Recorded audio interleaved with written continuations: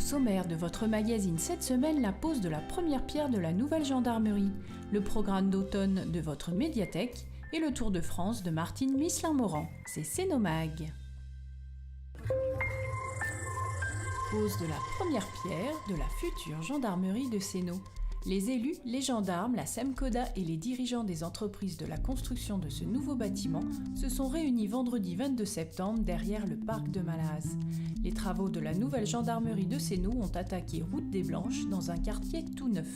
Cette nouvelle caserne, elle est destinée à la brigade territoriale de Céno et ses 27 militaires qui assurent la sécurité sur Céno et les 3 communes de Quintal, Chavano, Montagny-les-Lanches, et au peloton de surveillance et d'intervention de la compagnie d'Annecy et ses 22 militaires. Alors il y avait besoin d'une nouvelle caserne à Céno parce que l'actuelle, qui est située rue des Fresnes, pas loin de l'hôtel de ville, est devenue exiguë et plus adaptée aux exigences du service public et surtout ne permettant plus non plus l'hébergement de l'ensemble des familles de gendarmes. Caserne construite au début des années 80 qui compte 17 logements et les locaux de service associés, là où aujourd'hui il nous faut disposer des locaux de service, des logements et hébergements pour 49 militaires. Depuis 2009, la ville de Céno s'est mobilisée pour faire aboutir ce projet de construction qui lui tenait à cœur. C'était pour nous la continuité de la politique sécuritaire qu'on a développée et mise en place depuis de nombreuses années. Donc voir des gendarmes, comme on aime à le dire, voir du bleu, pour la sécurité de notre population, ça nous paraissait indispensable de conserver sur notre territoire une gendarmerie, même si aujourd'hui on se félicite aussi de la collaboration tripartite entre la police nationale, notre police municipale et nos gendarmes. Ça fonctionne très bien et c'est pour ça qu'on s'est attaché avec Madame le maire à faire aboutir ce dossier. Coût de l'opération, 11 930 000 € à la charge de la SEMCODA. Cette gendarmerie sera composée d'un ensemble de locaux de services et techniques, de bureaux et de 4 bâtiments collectifs correspondant à 40 logements à destination des gendarmes et leurs familles. La fin des travaux est prévue pour mars 2019, mais l'avenir des locaux actuels est déjà planifié. Dans cette caserne de la rue des Fresnes, le projet que nous avons avec la mairie est une rénovation qui permettra l'implantation dans ce site une fois rénové, sans doute en 2020 ou 2021, du peloton de gendarmerie de haute montagne d'Annecy. Bon, il est plein. Allez, il faut tourner là. Allez, Il est pas sans roue. Les élus de Céno communes déléguées seront ravis de voir encore plus de bleu sur Céno en 2020.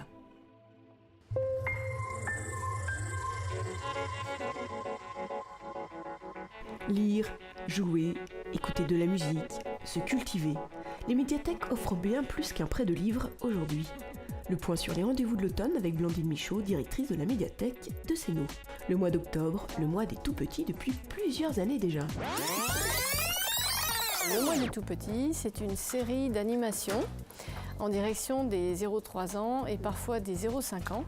Parce que finalement, c'est à cet âge-là que tout se joue par rapport au langage et aux livres. Avec un temps fort, le spectacle Strong Doudou par Aurélie Loiseau, mercredi 25 octobre à 10h30, mais également à 16h30. De 18 mois à 4 ans, l'idée est de venir avec votre doudou.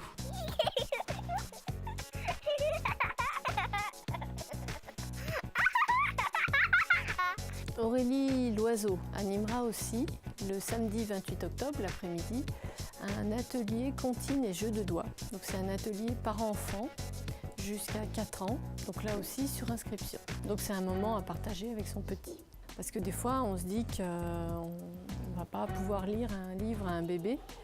Et en fait quand on réalise un tapis comptine ou quand on réalise un tablier, on se rend compte que finalement c'est très facile de raconter une histoire à un petit.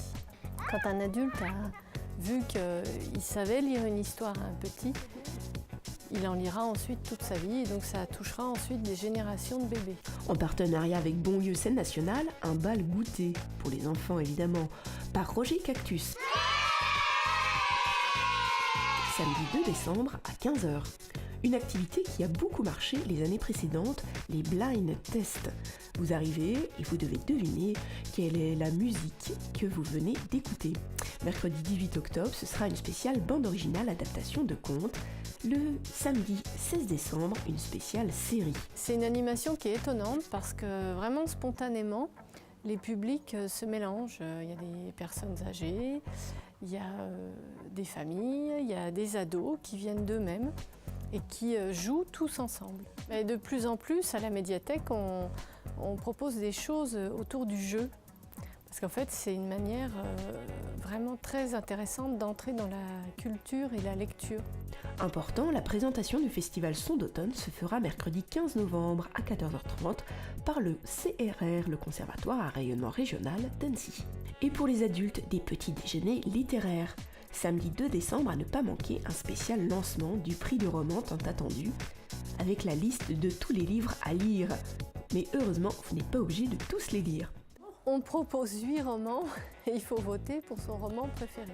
Donc ça les fait sortir des auteurs qui lisent tout le temps, ça leur redonne d'autres idées de lecture. Et du coup, au fil de la lecture, on se dit, tiens, au départ, ce roman ne me plaisait pas. Et finalement, je me rends compte que c'est un autre genre de roman que je découvre. Rendez-vous donc samedi 2 décembre à 10h30 pour ce petit déjeuner littéraire spécial, lancement du prix du roman.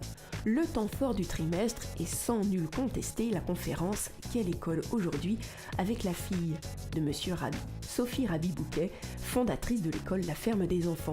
Samedi 18 décembre, donc une conférence à 14h30. Et pour finir en beauté, le lâcher de lanterne, vendredi 8 décembre pour la fête des Lumières.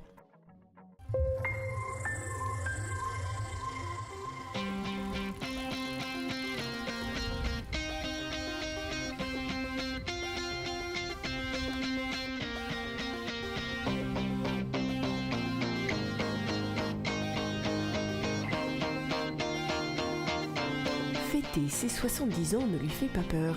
Elle organise même un Tour de France en vélo caritatif pour l'occasion. Rencontre avec Martine Misselin-Moran. Je prépare un 3e périple sportif, humanitaire et symbolique pour une cause donc humanitaire. Et je vais refaire un Tour de France. Et je partirai le 6 avril 2019. Issue d'une famille de sportifs, sa maman, Simone Morand-Danrez, est la première femme à avoir traversé le lac d'Annecy à la nage. Pour son Tour de France, Martine a trouvé des parrains prestigieux, Christine Janin et Benjamin Davier. Et puis un grand bonheur, j'ai rencontré Christine Janin qui a accepté d'être marraine de l'opération. Donc j'ai passé 2 heures avec elle, elle a été extraordinaire. Et j'ai rencontré Benjamin Davier au Grand Bornand, quadruple champion du monde en handisport, et qui a accepté d'être parrain, donc je vais être très bien entourée. Martine, cette fois-ci, va rouler afin d'offrir des quadrix. Il faut savoir que le quadrix est fabriqué à Sénaux. Il y a Jean-Luc Fumex et toute son équipe.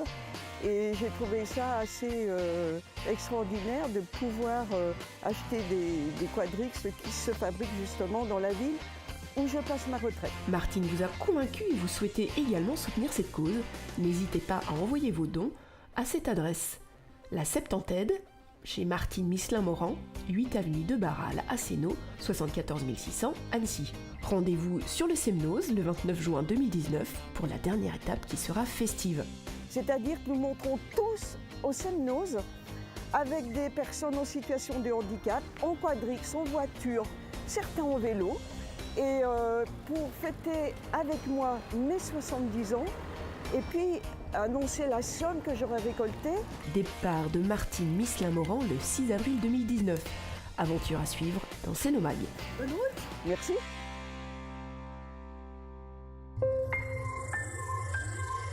Et voici l'agenda de Sénaux, commune déléguée. Lundi 2 octobre, le Polyèdre organise une conférence « Renforcer son système immunitaire naturellement en hiver », animée par Frédéric Laurent. De 20h15 à 21h45, l'entrée est libre. À partir de mardi 3, venez découvrir l'exposition du concours Mon compte en poche. C'est à la médiathèque jusqu'au 28 octobre. L'auditorium vous invite à un voyage au gré des pages au restaurant Le Grain de Sel, mardi 3 octobre. La compagnie Demain l'Aube vous présentera un extrait de L'étranger d'Albert Camus. Entrée libre ou formule avec repas sur réservation au 04 50 520 520. Mercredi 4 octobre, venez avec vos tout-petits à la médiathèque. Des lectures de contes leur seront proposées sur le thème « Mon compte en poche ». C'est ouvert aux 0,5 ans. L'association Humanisme et Société vous propose une balade sur le chemin idéal, vendredi 6 de 9h30 à midi. 3 € la visite, rendez-vous sur le parking paysager de Sénaux. Connaissance du monde revient ce mois-ci avec un film sur le tango et les histoires de l'Argentine profonde. Viva Argentina, réalisé et commenté par André Maurice. Séance à 9h30, 14h30 et 18h30. Conférence thé à 14h30. Vendredi 6, Tradiflette au Café Terra Natura dès 20h. Apportez un plat à partager, votre instrument ou tout simplement votre voix. Samedi 7 et samedi 28 octobre, Annecy Commune Nouvelle vous invite à visiter le nouveau centre horticole avenue de l'Auverchy. Visite guidée au public à 9h ou à 10h30 sur inscription. Au programme, découverte des serres, petit atelier de jardinage et jus de pomme offert en fin de visite. Inscription au 04 50 88 38 35 ou par mail centre-horticole@ville-annecy.fr. Visite gratuite, groupe limité à 15 personnes. Samedi 7, tout petit Tully pour les 0,5 ans. C'est à 10h30 à la médiathèque bien sûr. Sur inscription au 04 50 33 45 32. Amateurs de loto, ne manquez pas le loto d'Handisport annécien. Ce sera à Cap-Péria samedi 7 à 20h. Dimanche 8, venez à la toute première marche gourmande organisée par les Amis de la Mouette de Sénou, les pompiers et le comité des fêtes de Chavanou. Départ à 10h de la salle Saint-Martin. 22 € par adulte et 8 € pour les moins de 13 ans. Inscription jusqu'au 1er octobre au magasin Le Comptoir des Fleurs, place de l'Hôtel de Ville. Dimanche 8, c'est également le 24e vide-grenier de l'ES Sénou Football au complexe Max Descartes. Avec plus de 100 exposants dès 7h du matin. Venez chiner, il y aura du choix. Lundi 9, Ginette s'installe au kiosque jusqu'au 4 novembre. Elle vous propose ses créations couturesques et origami, ouverts du mardi au samedi, mais également des ateliers comme la fabrication d'un attrape-rêve le mercredi 11 octobre de 14h à 17h à partir de 10 ans.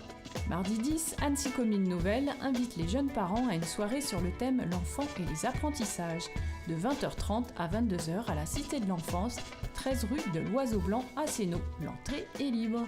Sénomag est déjà terminé, mais abonnez-vous à notre page YouTube et à la semaine prochaine.